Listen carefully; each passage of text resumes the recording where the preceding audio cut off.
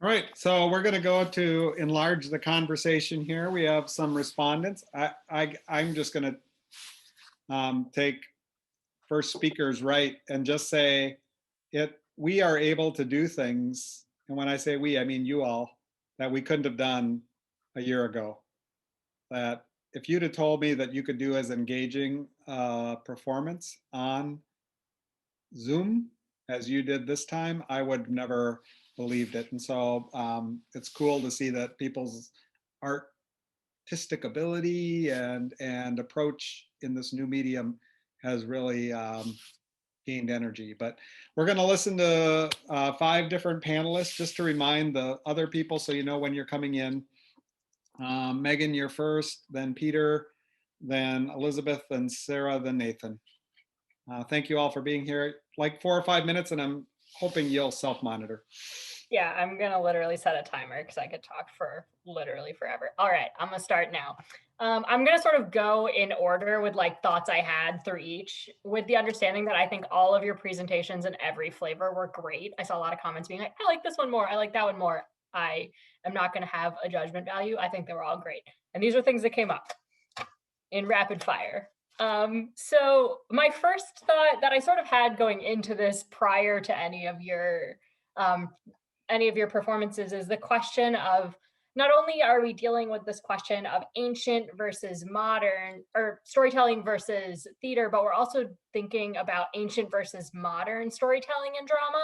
So we sort of have like 4 quadrants of thought. And I think what we saw here tonight is more of an example of what it looks like for modern storytelling and modern theater. And I just wanted to put those words out into the space. Though I think the further reflection of the quadrants could be very interesting.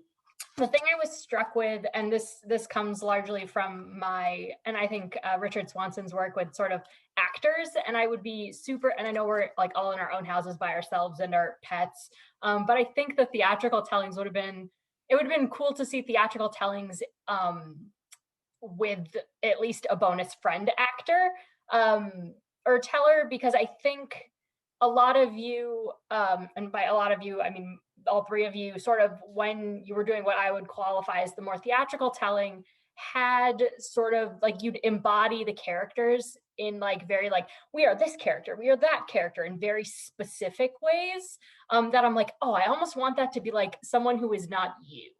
Because there's something about theatrical storytelling that necessitates more than one body, or not necessitates, but is often there's often more than one body. So I think it'd be cool to see that. And then I also had questions. This is just like literally Megan thoughts. So I had questions about like what gestures we understand to be more theatrical versus more storytelling, because I think there's a sort of a, I mean, modern theater is not a monolith. It's not like all of modern theater that gets put on has the same acting style or the same presentation style. And I think probably the same is true for storytelling. I just am more in the theater world. And so I wrote down, especially during Tracy's first performance, I had questions about documentary theater, things like the Laramie Project as a model for how to tell biblical stories with more than one character. I don't know why at that point it came up. I didn't write down why, it just was, me writing things down quickly. So I'm curious about how gesture and sort of like the way we understand the relationship to the audience works in both, because another thing I wrote down for all of you is there was a difference in your eye contact from one to the other. So there seemed to be this divide of, oh, we're not looking at the camera, we're not looking at the camera. And then that ties it. Oh gosh, I have so many more things to say in so little time. So that brought in questions of like media context and like how much can we actually do theater on Zoom? How much can we actually depict storytelling on Zoom? Jason, your images reminded me of, because I'm in the design side of things, it reminded me of how I would love to, like, it reminded me of design inspiration images. I wrote down, I'm like, this feels like someone like a designer presenting their inspiration images for Nice. this story, Yeah. if we were going to like stage it. So sort of that like very early stage of the artistic process as a designer. Totally, like a storyboard. It was like a March storyboard. Yeah, like a storyboard. So I was curious about like how digital media interacts with that as well, because I know you're more in like the digital at sort of storyboarding way, but that definitely happens in theater. So it felt like you almost like jumped me back to the like starting point of my artistic process. So I like super appreciated that. And then You're the last welcome. thing I had is, sorry, I'm like flying through these things. The last thing I had was audience subjectivity and the genre expectations. So what do audiences who are listening to these things expect? But that's a whole, so this was like a lot of questions and thoughts that I had, and I think I will leave it there. And obviously, yeah, sorry, that was like rapid fire, but that's what I got. We set you up for rapid fire. So Peter, come up to a higher place. Thank you, and a big thank you to our three presenters, our three tellers. What a great presentation of different styles. I want to begin by riffing off of something that Megan said, that Jason, you really threw in a nice curveball there at the end. And I wasn't going to talk about Aristotle, but now I want to talk about Aristotle. That I felt like you were bringing in lyric poetry, where Aristotle would talk about stylized speech as independent from epic and independent from the theater. And so I feel like we almost need to be talking about three things and not just two things. I'll let you see if you want to muse on that. I also wanted to think a lot about space, and I wondered if there was a sense of jealousy at all for Tracy's space and how she had set up this huge area to move around in and to have control over. And all three of you used the camera very effectively, but Tracy was able to operate really more fully in 3 dimensions, which I think she was able to maximize well for a theatrical feel. I think that's what she was going for. And then because it was especially Pam, you were so close to the camera, and even one of the commenters said that they have you on a big screen TV, Pam, and they felt like they needed to back up. When you were in storytelling mode, you were just so intensely in her face that she needed to back up, so engaged. Jason, again, I felt like you were doing something totally different. You being a total Jason, just moving right off the field with that last time. Also wanted to think about eyes were already mentioned, and the degree of engagement that the lines that were spoken directly to the camera, for example, when Jesus says why do you question in your hearts, that becomes then a question to us as the audience, versus the kind of watching this side conversation go on. And I don't know to what extent, I think it was Bertolt Brecht who talked about the difference between theater and storytelling, that theater, the audience is passive and is watching a scene and then reacts to the scene, where storytelling, he would say, the audience is actively engaged in. And I really felt like that was going on in the story. I think I'm out of time. I have more to say, but we can come back.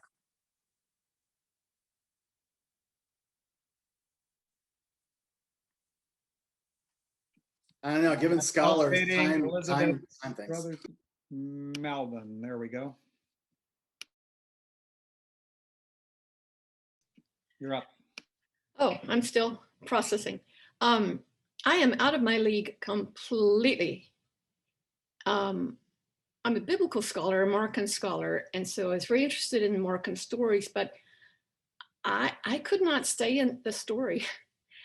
I was extremely distracted by nearly every telling. I was bewildered. Maybe I've been in COVID isolation too long and haven't had to, deal with people, people in my face. And I wrote down for most of them that was way too melodramatic for me to absorb. I was just, I was overstimulated and able to listen and absorb what was being said. I did get, okay, emotion, but oddly enough, I was totally shocked because I've heard these storytellers before. This is about my third time, and I've been awed all the previous times by new things I was hearing that I hadn't heard in the story before. I did like the snap that was effective within feeling it in your body. That that was, I did hear that connection, but mostly it was just I was not your target audience. So, but I'm saving you some time for the next speaker. So there we go. Thank you, Elizabeth. And our next speaker is Sarah Agnew.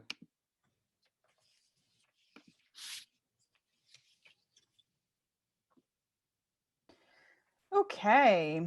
Right. I think what I'll do is point to the thing that I noticed most for each of you. The audience address was really obvious in its shifts between the three tellings from Tracy, that we hardly had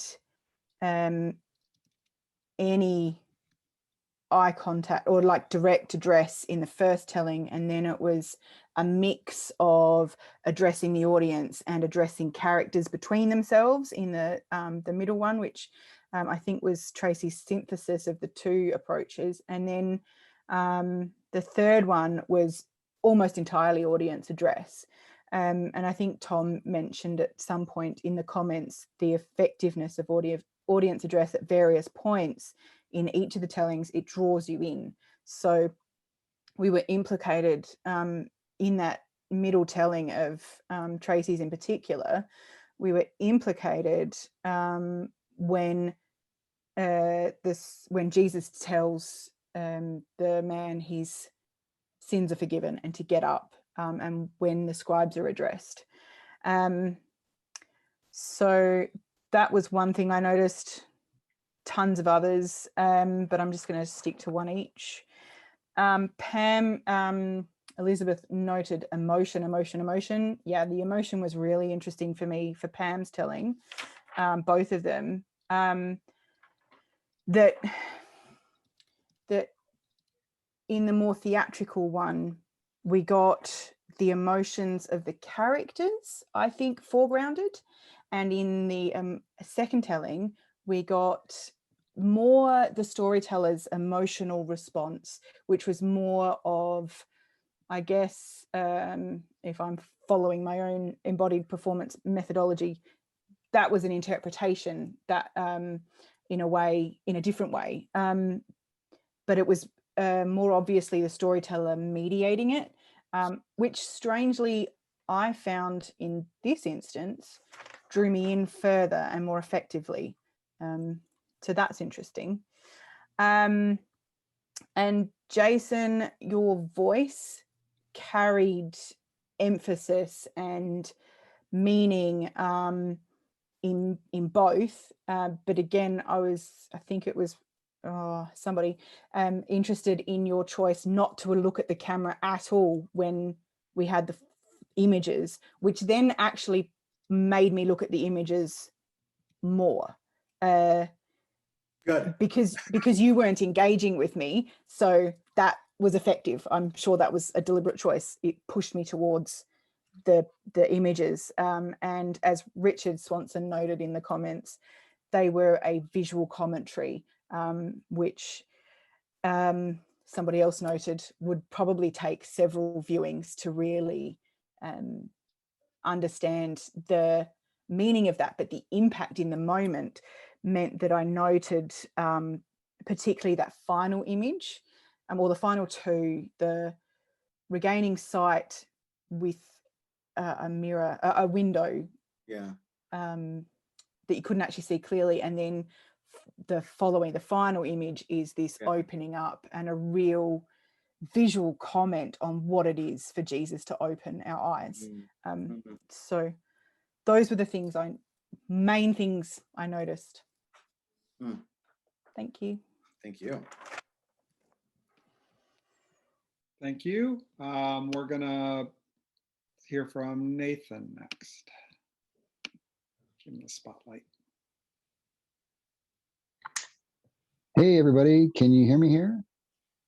Hear you. Yes, we can. Great. Hey, good job. That was great. I'm actually here at a hospital right now on call, so I may have to jump away from you at any moment.